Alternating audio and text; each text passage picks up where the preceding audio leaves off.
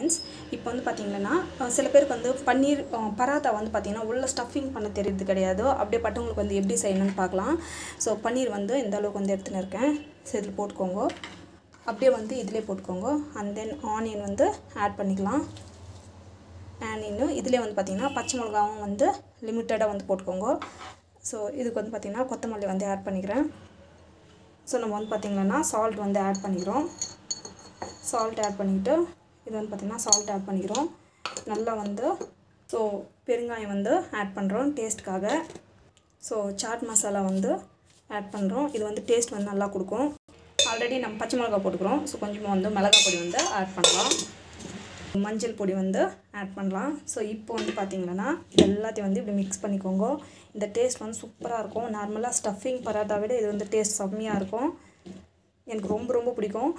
So இது வந்து பார்த்திங்கன்னா ஸ்டார்டிங்கில் நான் குக் பண்ணும்போது எனக்கு வந்து பார்த்திங்கன்னா சரியாக ஸ்டஃபிங் பண்ணவே தெரியாது. அப்போ வந்து எனக்கு நார்த் இந்தியன் ஃப்ரெண்டு வந்து எங்கள் வீட்டுக்கு வருவாங்க, அப்பப்போ வருவாங்க. ஸோ அவள் தான் வந்து எனக்கு சொல்லி கொடுத்துருந்தா.